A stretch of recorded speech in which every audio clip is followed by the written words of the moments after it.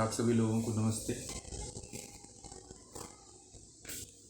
स्वागत है आप सभी लोगों का घरण्य संगीता के व्यवहारिक सत्र में। आज का विषय नया है और घरण्य संगीता का 7वां अंग है समाधि।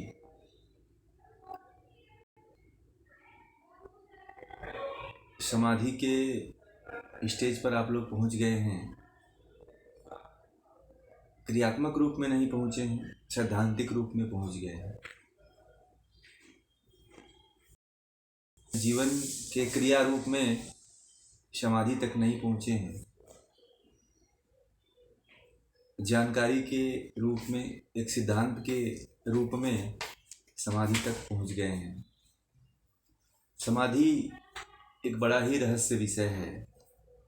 जितने भी योग के साधक हैं, योग पढ़ने वाले हैं, योग जानने वाले हैं, वो सभी लोग जो है समाधि की तरफ नज़र दौड़ा के रखते हैं कि ये समाधि कौन सा रहस्य है जिसको प्राप्त करने के बाद योगी या साधक पुनः से इस संसार में नहीं आता है। वो किस सुख की प्राप्ति करना चाहता है, जो एक रहस्य होता है, और वही जानता है जो प्राप्त करता है। जो प्राप्त नहीं करता है वो इसको बता नहीं सकता है। जितने भी योगी हुए हैं, जितने भी साधक हुए हैं, वो सभी अपने अपने माध्यम से समाधि के बारे में वर्णन किए हुए हैं। समाधि की अनुभूतियाँ और समाधि के बारे में हम जैसे लोग जो है अभी अल्प हैं और वहाँ तक पहुँचे नहीं हैं।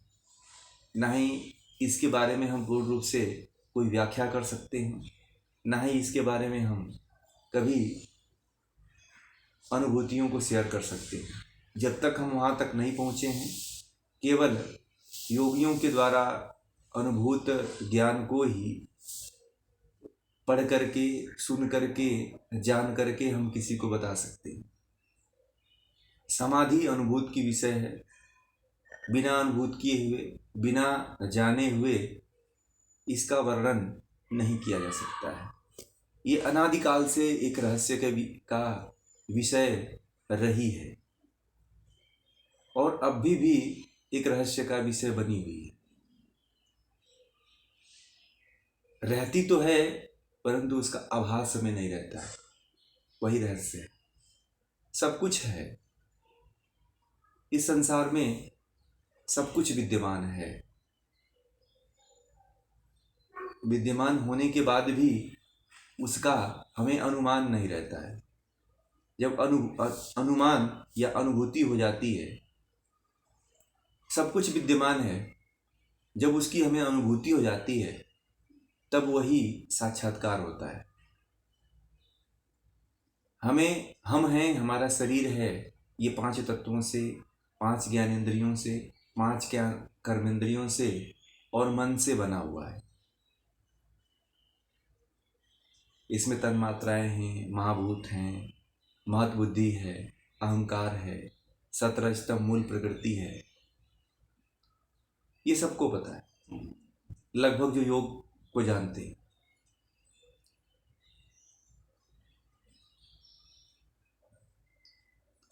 पता बस केवल है, इसकी गहराइयों में इसका साक्षात्कार बहुत कम लोग किए हुए हैं कि मैं मन हूँ, मैं मन नहीं हूँ, मैं इंद्रिय नहीं हूँ, मैं बुद्धि नहीं हूँ, मैं अहंकार नहीं हूँ, मैं चित्त नहीं हूँ। इसकी अनुभूति उस ज्ञान के परम गहराइयों में जाकर के ही संभव हो पाता है। समाधि को हर एक ग्रंथ ने अपने अपने तरीके से, अपने अपने अनुभूतियों के आधार पे वर्णन किया हुआ है। कहा तो यही जाता है कि जीवात्मा और परमात्मा का मिलन ही योग है, या जीवात्मा और परमात्मा का योग ही समाधि है। एक बात ये जानने वाली होती है कि जीवात्मा अल्प है। जीवात्मा केवल परमात्मा की अनुभूति कर सकती है। जीवात्मा केवल परमात्मा के द्वारा दिए हुए ज्ञान की आनंद और ज्ञान की अनुभूति कर सकता है। वह परमात्मा में मिल नहीं सकता है। कुछ लोग ये कहते हैं कि हमारी जो आत्मा है वो परमात्मा का अंश है। ये भी बहुत बड़ा एक भ्रम है। इस भ्रम से निकलना होगा। जीवात्मा अपने आप में नित्य है, अनादि है और अनंत है। इसलिए कभी परमात्मा में आत्मा विलीन नहीं होती है। ये भी एक बहुत बड़ा भ्रम है। लोग इसी भ्रम में अपने पूरे आध्यात्मिक सफर को नष्ट कर देते हैं। कोई भी आत्मा परमात्मा में विलीन नहीं होती है। कोई भी आत्मा परमात्मा में जाके समा नहीं जाती है। कुछ लोग ये भी कहते हैं कि जो आत्मा है वो परमात्मा का अंश है और जब मुक्त होती है तो जाकर के परमात्मा में मिल जाती है। ऐसा नहीं है। अगर ऐसा होता तो दुनिया में बहुत आत्माएं हैं, वो फिर जन्म क्यों लेती? उनका जन्म क्यों होता? एक आत्मा के मरने के बाद जो है सारी आत्माओं को भी मर जाना चाहिए। तो ऐसा नहीं है। हर आत्मा अलग अलग है। वो केवल ईश्वर से आनंद की, ईश्वर के जैसा आनंद की अनुभूति करता है। ईश्वरी कृपा से आनंद की अनुभूति करता है। उस परम आनंद में लय हो जाता है। उस ज्ञान में लय हो जाता है उसका। ये कोई कहे कि परमात्मा में कोई विलीन हो जाता है तो ऐसा कहीं नहीं लिखा हुआ है। वेदों में नहीं लिखा हुआ है, दर्शनों में ऐसा नहीं लिखा हुआ है। वेदांत इसको मानता है कि आत्मा जो है परमात्मा में विलीन हो जाती है। ऐसा नहीं। परमात्मा के तरह जो है आनंद की अनुभूति करता है वही आत्म साक्षात्कार है और वही ईश्वर का, वही मनुष्य की, योगी की, साधक की समाधि है। अब महर्षि गिरंड क्या कहते हैं अब उसको जानेंगे। इसमें करीब 5-6 श्लोक हैं। इसको पढ़ेंगे फिर इसके अर्थ को समझेंगे। तो पहला श्लोक है, समाधिश्च परो योगो बहुभागेन लभ्यते गुरुभादेन प्राप्यते गुरुभक्तितः विद्या प्रतीति स्वगुरु प्रतीतिरात्म प्रतीतिर्मनसः प्रबोधः दिने दिने यस्य भवेत् स योगी सुशोभनाभ्य समुपैति सद्धः दिने दिने यस्य भवेत् स योगी शुभो भनाभ्या समुपैति सद्धः घटाद्भि भिन्नं मनः कृत्वा चैक्यं कुर्यात् परात्मनि समाधिं तं बीजानि यान् मुक्त संगो दशादिभिः अहं ब्रह्म चान्योस्मि ब्रह्मैवाहं न शोकभाक् सच्चिदानंद रूपोहम नित्य मुक्तः स्वभाववानः। ये समाधि के बारे में महर्षि गिरंड ने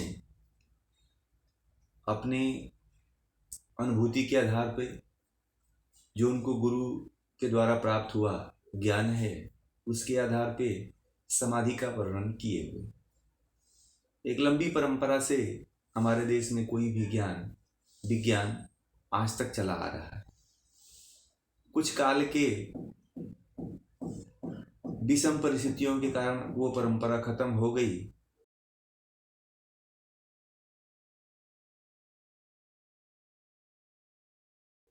गुरु और शिष्य परंपरा से ये योग की विद्या जो है पुनः से आगे बढ़ती रहेगी। तो यहाँ पे महर्षि गिरंड कह रहे हैं कि समाधिश्च परो योगो, समाधिश्च परो योगो, यानी कि ये बात है कि अब महर्षि गिरंड जो है राजा चंड कपाली से योग के 7वें भाग, सप्तांग जो भाग है, 7वें भाग का अंतिम जो स्टेप पे है समाधि, उसके बारे में कह रहे हैं कि हे चंड, अब तुमने 6 अंगों को तो जान लिया, अब 7वें अंग को सुनो। अब कह रहे हैं कि हे चंड, समाधि सबसे परम योगो, यह जो समाधि है वो सबसे बड़ा योग है, सबसे परम योग है। जो समाधि है वो सबसे बड़ा योग है, सबसे परम योग है। यह बड़े भाग्य से प्राप्त होती है।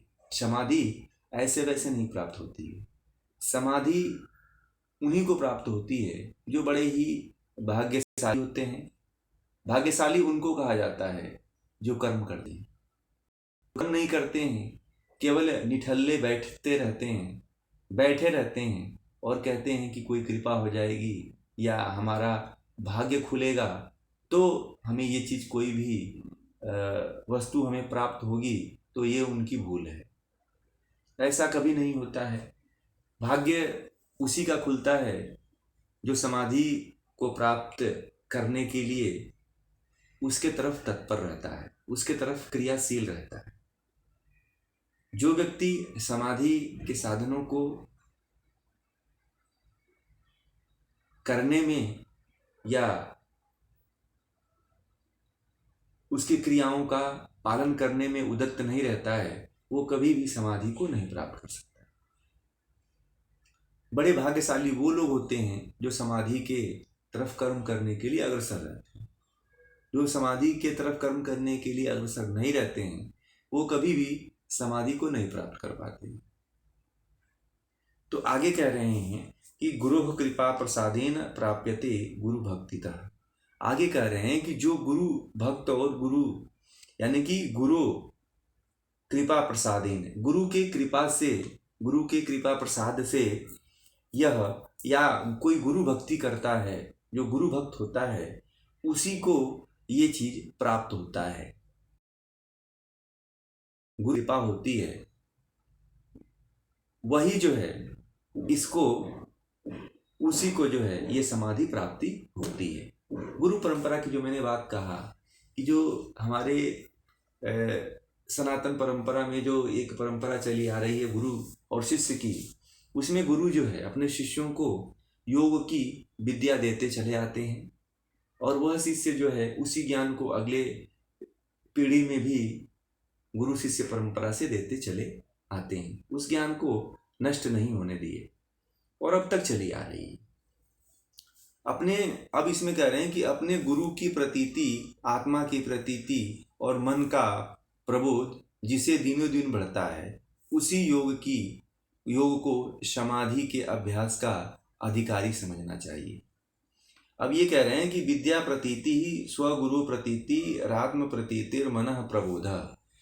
जो कोई ऐसा व्यक्ति हो, वो सबको जो गुरु के प्रति, एक तो अपने गुरु के प्रति जिसकी प्रीति रखता हो, आत्मा के प्रति प्रतीति रखता हो कि आत्मा को प्राप्त करेगा, ये फिर जो है गुरु के प्रति जिसकी निष्ठा बनी रहती है, मन को जानने के लिए जिसके अंदर जो है मन को अनुभूत करने का, प्रबोध करने का जिसके अंदर प्रतीति बनी रहती है, वही व्यक्ति इसमें दिनों दिन आगे बढ़ता रहता है। उसी योगी को समाधि के अभ्यास का अधिकारी समझना चाहिए। वही व्यक्ति समाधि के ज्ञान को उसी व्यक्ति को देना चाहिए गुरु विद्या से प्रेम करता हो, ज्ञान से प्रेम करता हो, गुरु का मान सम्मान करता हो, गुरु के प्रति प्रेम भाव रखता हो और आत्मा को जानने वाला व्यक्ति हो। वह आत्मज्ञानी हो या आत्मा को जानने वाला हो या आत्मा को जानने की कोशिश करने वाला व्यक्ति हो, और जो मन से पार उतरने वाला हो, मन को प्रबोध करने, मन को जानने वाला हो, वही व्यक्ति जो है समाधि को प्राप्त करने का अधिकारी होता है। सभी को ये ज्ञान भी नहीं देना चाहिए। सभी को ज्ञान, और जो गुण अभी बताया कि जो विद्या को नहीं जानने वाला है, मन को नहीं समझने वाला है, गुरु के प्रति श्रद्धा नहीं रखने वाला है और आत्मा के प्रति, आत्मा परमात्मा को नहीं मानने वाला व्यक्ति है, वो व्यक्ति जो है कभी भी समाधि को नहीं प्राप्त हो सकता है। जो इसको मानता है, जो इसको समझता है, जो इसके रहस्य को जानता है, वही समाधि तक या समाधि को प्राप्त कर सकता है। आगे फिर कह रहे हैं कि शरीर से मन को भिन्न करके परमात्मा में लगा देने से योगी मुक्त हो जाता है। अब यहाँ पे एक बात कहे महर्षि गरंड ने, बहुत ही हटके बात कही कि शरीर से मन को भिन्न कर देने से, शरीर से मन को अलग कर देने से योगी को क्या होती है? मुक्त हो जाता है। योगी को समाधि की प्राप्ति हो जाती है, योगी मुक्त हो जाता है। यहाँ पे इन्होंने कहा भी है, घट सिद्धवम सिद्ध मनम मनः कृत्वा चैक्यम कुर्यात रात्मनि। यानी कि जो कोई योगी या साधक जो है शरीर से मन को अलग कर देता है, वही मुक्त होता है। शरीर से जो मन को अलग नहीं कर पाता है, यानी कि मन से मतलब यहाँ पे बुद्धि से लीजिए, क्योंकि बुद्धि ही जो है आत्मा के सबसे करीब है, और वह जब तक प्रकृति के तत्वों से अलग नहीं होती है तब तक वह इसमें फंसी रहती है, और तब तक वह मुक्त भी नहीं होती है। ऐसा सभी लोगों ने माना है। और वही बात यहाँ पे महर्षि गरंड ने बुद्धि को, मन को माना है, और महर्षि पतंजलि ने बुद्धि को माना है कि महत से अलग हो जाए तो फिर महत और प्रकृति दोनों अलग हो जाए तो विवेक ख्याति और मुक्ति की प्राप्ति हो जाती है, समाधि की प्राप्ति हो जाती है। वही बात जो है महर्षि गरंड भी ये कह रहे हैं कि मन की बात यहाँ पे कह रहे हैं। अलग अलग योगियों के अलग अलग मानने का प्रावधान है, अपना अपना अलग अलग इन सभी लोगों का एक मत रहा है। तो ये कह रहे हैं कि शरीर से मन को अलग कर देने से जो है मुक्ति हो जाती है, मोक्ष की प्राप्ति हो जाती है। अब आगे कह रहे हैं कि मैं ब्रह्म से भिन्न नहीं वरन ब्रह्म ही हूँ। मैं ब्रह्म से भिन्न नहीं हूँ, मैं ब्रह्म ही हूँ। मैं शोकयुक्त नहीं वरन सच्चिदानंद स्वरूप हूँ।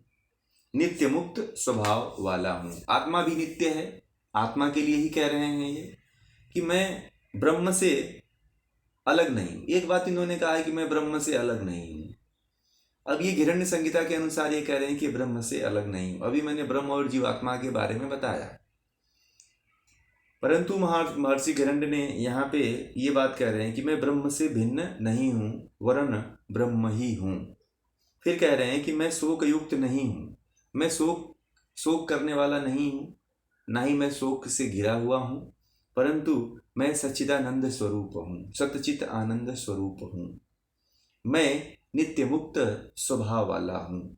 मैं नित्य हूँ, मुक्त भी हूँ, और यही मेरा स्वभाव है।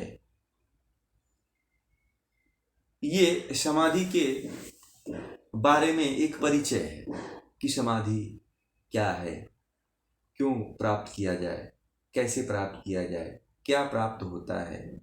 तो कहते हैं जब समाधि प्राप्त होता है तो उसके वो जो है शोक युक्त हो जाता है, शोक युक्त, शोक से मुक्त हो जाता है, सतचित आनंद स्वरूप वाला हो जाता है, और नित्य मुक्त स्वभाव वाला हो जाता है। ब्रह्म तो कोई नहीं बन सकता है, ईश्वर के तरह कोई नहीं हो सकता है। जीवात्मा ईश्वर की तरह हो जाए तो फिर ईश्वर और जीवात्मा में कोई अंतर ही नहीं होगा फिर तो। इसीलिए कोई भी योगी, कोई भी साधक, कोई भी महात्मा जो है कभी ईश्वर के समतुल्य नहीं हो सकता है, क्योंकि वो अल्प है, उसको उतना ज्ञान नहीं है। ईश्वर ईश्वर है, वो सब सर्वशक्तिमान है, उससे बड़ा कोई शक्तिमान नहीं हो सकता है। जीवात्मा कितना भी प्रयास कर ले, कितना भी कोशिश कर ले, ईश्वर के बराबर ज्ञान कभी प्राप्त नहीं कर सकता है, क्योंकि वह सभी ज्ञान, जहाँ से सभी ज्ञान का प्रादुर्भाव होता है, उन सभी ज्ञानों का वो ज्ञानी है, सभी गुरुओं का गुरु है। योग दर्शन में भी कहा गया है कि सभी गुरुओं का गुरु वही ईश्वर प्रणव है। तो जो इस तरह का भाव रखते हैं कि जो है मैं ब्रह्म हूँ, तो शायद वो मुझे नहीं लगता है कि वो ब्रह्म की कोटि में कभी पहुंच पाएंगे। और मिथ्या धारणा लेकर के, गलत धारणा लेकर के, उल्टा धारणा लेकर के अपने जीवन को बढ़ाते हैं, और इस तरह से जब बढ़ाते हैं तो वो शायद मुक्त भी नहीं हो पा रहे हों, ऐसा भी हो सकता है। क्योंकि आत्मा नित्य है ये बात समझ में आती है, शोक युक्त है ये बात समझ में आती है, सतचित आनंद स्वरूप है ये समझ में आती है, परंतु जब तक शरीर से वो छूटती नहीं है तब तक वो मुक्त नहीं होती। कोई भी आत्मा प्रकृति से जब तक मुक्त नहीं होगी तब तक वो मुक्त नहीं मानी जाती है। प्रकृति से मुक्त होना ही समाधि में पहुंचने का रास्ता है, और वो समाधि तक पहुंच जाता है। जब तक शरीर मन दोनों एक रहते हैं, या प्रकृति के जितने भी तत्व हैं शरीर के साथ जब तक जुड़े रहते हैं, तब तक जो है कभी भी मुक्ति नहीं हो सकती है। जब तक हम इनको एक मानते हैं, शरीर को, मन को, बुद्धि को, यानी कि प्रकृति के जो भी 24-25 तत्व हैं, इनको जब जब हम अपना स्वरूप मान लेते हैं, जीवात्मा का स्वरूप मानते हैं कि यही जीवात्मा कर रही है, और ये मन, बुद्धि, चित्त, अहंकार, ये इंद्रियां, ज्ञानेंद्रियां ही मैं हूँ और मेरा स्वरूप है, जो कोई ऐसा मानता है तो वो अंधकार में ही जाता है, और जीवन पर्यंत कभी भी समाधि का अनुभव नहीं कर पाता है, समाधि की अनुभूति नहीं कर पाता है। इसीलिए जो है हमें इनको सही तरीके से जानना जरूरी है, क्योंकि जो अनादि है, जो जिसकी सत्ता अनादिकाल से चली आ रही है, वो कभी एक नहीं हो सकती है। जीवात्मा अगर परमात्मा का अंश होता तो मुक्त होने की कोई बात, लीला करने की कोई बात ही नहीं होती। फिर ईश्वर क्यों ये फिर झमेला करे भाई, क्यों कोई खेल करेगा? जब अलग अलग होता तब एक ही होता। आप ये बताइए, आपकी ये शरीर है, ये आपकी शरीर है, आपको पता है। कोई कहे कि अपने इस शरीर के सभी अंगों को काटो, काट करके फिर खिलौना की तरह उसको जोड़ो, तो आप ऐसा करोगे? कभी नहीं करोगे। तो ईश्वर क्यों करेगा भाई? जब आप अपने शरीर के अंगों को काट करके, बिखरा करके फिर जोड़ नहीं सकते हो, तो ईश्वर क्यों करेगा भाई?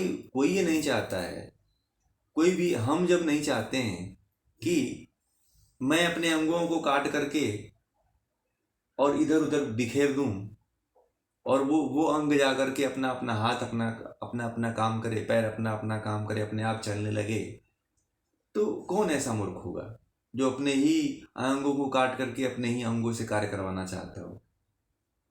ऐसा कोई नहीं है, ना कोई चाहेगा। तो आत्मा जो है और प्रकृति जो है और ईश्वर जो है अनादि है। ये बात इसलिए मैं कह रहा हूं कि महर्षि गरण्य ने कहा कि मैं ब्रह्म हूं, मैं ब्रह्म के समान हूं। अहम ब्रह्मम न चानो अस्मि ब्रह्म वाहम न शोक भाव। यानी कि वो कह रहे हैं कि मैं जो है, मैं ब्रह्म से भिन्न नहीं, वरन ब्रह्म ही हूं। अब ये ब्रह्म की बात करते हैं, कोई ब्रह्म नहीं हो सकता है, कोई जीवात्मा ब्रह्म के अस्तित्व को नहीं छू सकता है, वहां उसके गुण कर्म स्वभाव को धारण कर सकता है, ब्रह्म नहीं हो सकता है। ये परमात्मा की व्यवस्था में बहुत बड़ा बाधा उत्पन्न होगा, ये परमात्मीय व्यवस्था में एक बहुत बड़ा कलंक हो जाएगा। इस तरह से हर कोई चाहे तो परमात्मा बन जाए, तो दुनिया में हजारों ईश्वर हो जाएंगे। ईश्वर तो एक ही है, ये सभी को पता है।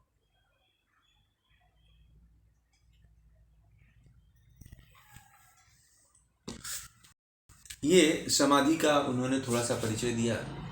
अब आगे अगले 2 श्लोकों में कह रहे हैं महर्षि गरण्य, उसको पढ़ते हैं, फिर उसके अर्थ को समझेंगे।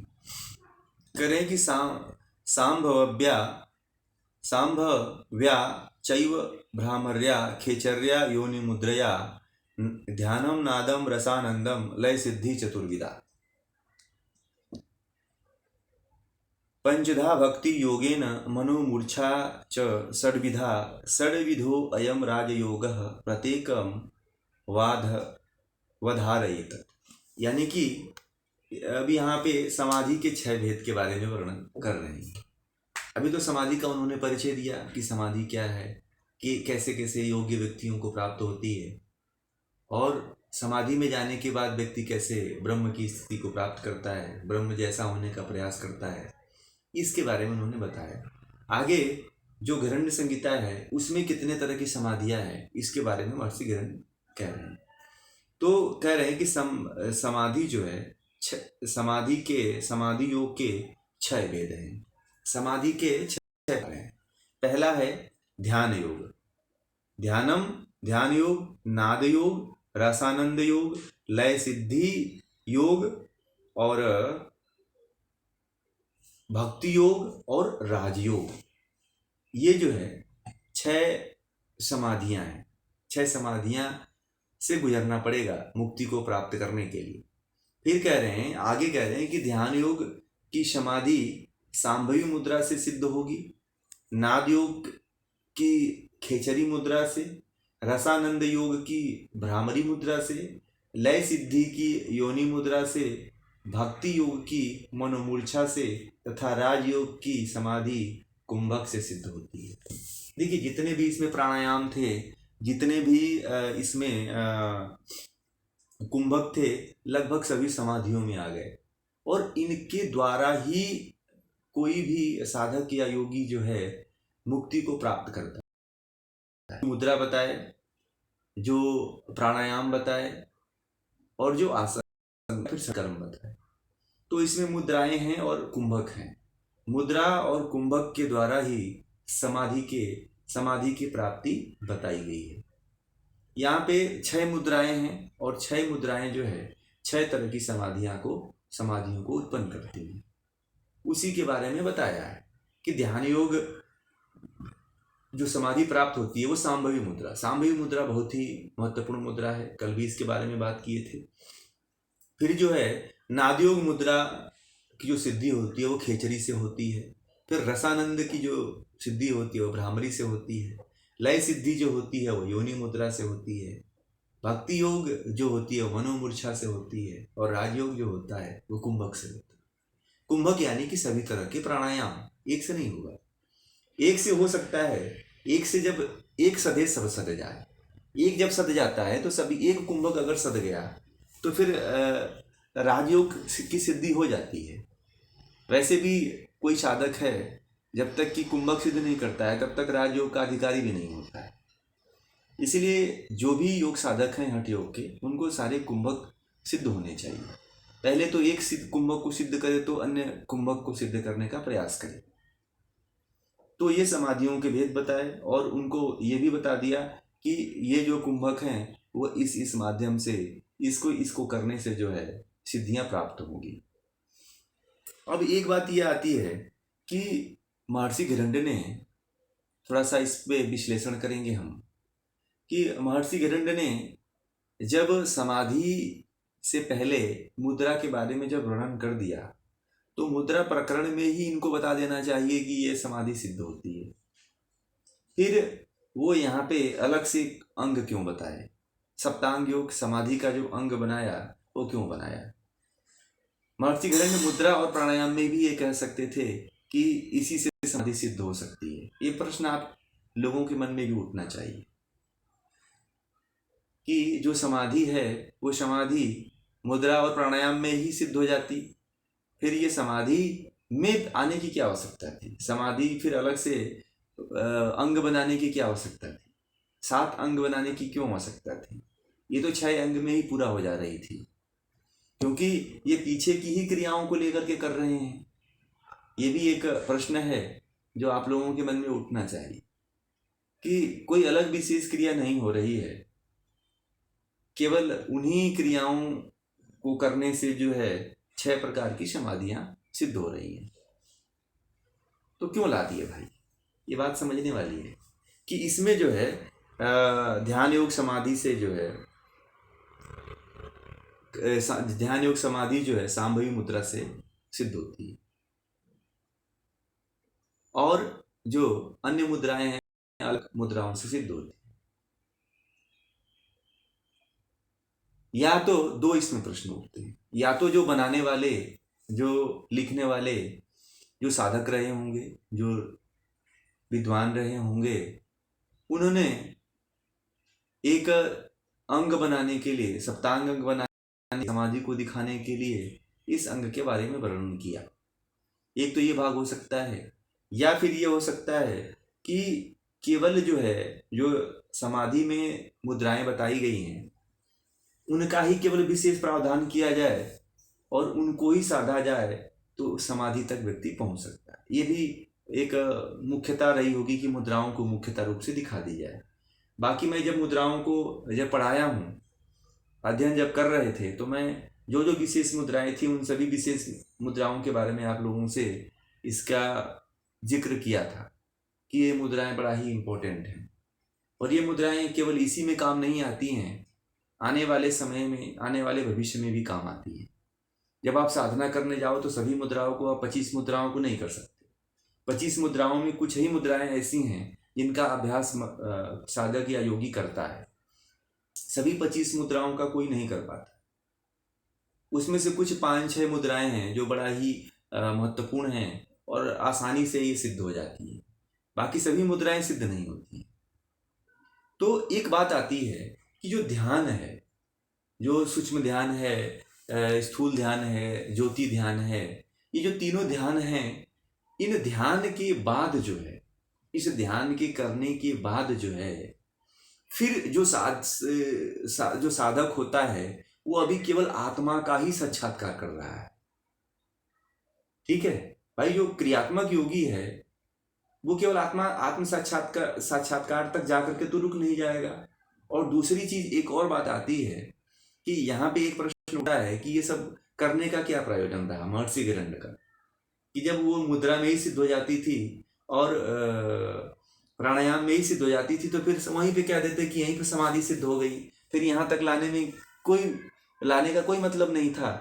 तो यहाँ तक लाने का यही मतलब था, समाधि अभी पूरी तरह से सिद्ध नहीं हुई थी, मुद्रा में आत्म साक्षात्कार नहीं हुआ था, मुद्रा में केवल सिद्धियां प्राप्त हुई थी। ये ध्यान रखिए, मुद्रा में केवल सिद्धियां प्राप्त हुई थी, ध्यान में केवल जो है आत्मा का साक्षात्कार हुआ था, परंतु शरीर जो है मुक्त नहीं हुई थी, ईश्वर का साक्षात्कार नहीं हुआ था, अभी योगी अधूरा था ध्यान तक। इसीलिए जो है, जो हठ योगी थे वो जो है समाधि प्रकरण 7वां अंग के बारे में जिक्र किया, और उन्होंने ये आगे कहा कि जो मुद्राएं हैं इनको और प्रगाढ़ किया जाए, और जब इनकी और प्रतिष्ठा की जाए और गहराई में जाकर के इनको स्थापित किया जाए, तो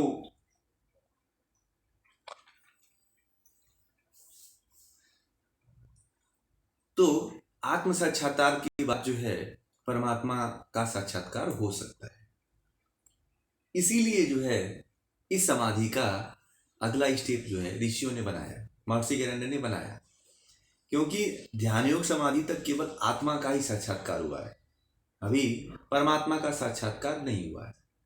परमात्मा के साक्षात्कार के लिए जो है ये समाधि अंग का वर्णन महर्षि गिरंड ने किया। ध्यान तक तो सभी को पता है कि यहाँ तक जो है आत्मा का साक्षात्कार हो चुका है। अब परमात्मा का साक्षात्कार इन समाधियों के द्वारा, इन मुद्राओं के द्वारा होगा।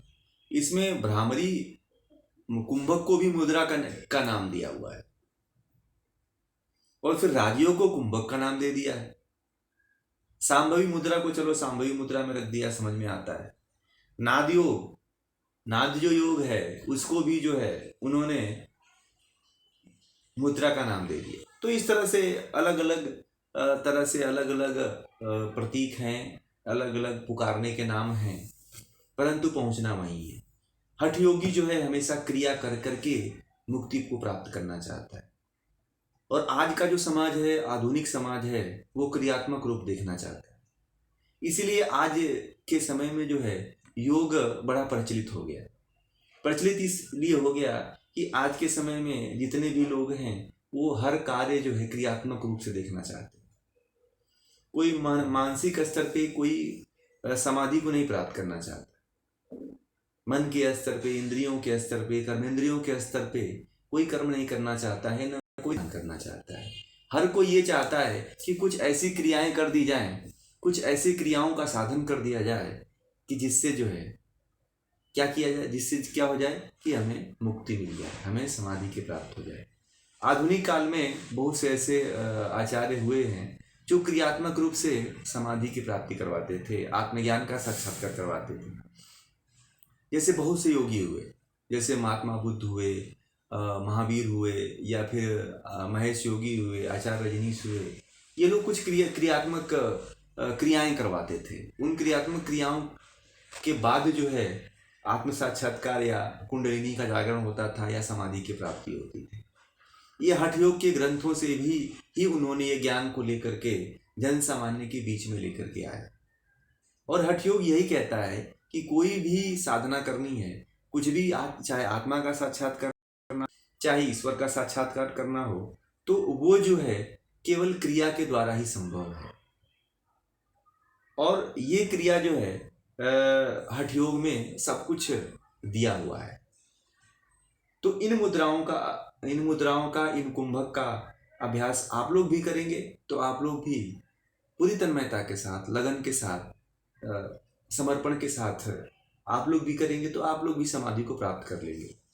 परंतु होता क्या है कि जितने योगी हैं कभी अपनी विद्या को साधते नहीं हैं और इधर उधर भटकते रहते हैं। मुझे बड़ा आत्मग्लानि होता है कि बहुत से बड़े बड़े योगियों को मैंने देखा है कि कभी इस पंथ में जाते हैं, कभी उस पंथ में जाते हैं, कभी इस विद्या को ज्वाइन करते हैं, कभी इस गुरु को पकड़ते हैं। वो इसलिए पकड़ते हैं कि वो अधूरे रहते हैं। अधूरा व्यक्ति हर जगह भटकता रहता है। अधूरा व्यक्ति एक को छोड़ के दूसरी जगह दौड़ लगाता रहता है, क्योंकि जो उसका ज्ञान है उस ज्ञान की तरफ ध्यान नहीं देता है और जिधर भीड़ जाती है उस भीड़ की तरफ वो दौड़ लगाता है। तो आगे जो है कल से जो है हम इन समाधियों के बारे में चर्चा करेंगे। और आज का जो विषय है गैरण्य संहिता में समाधि का परिचय, वो यहीं पे पूरा होता है। तो आप सभी लोगों का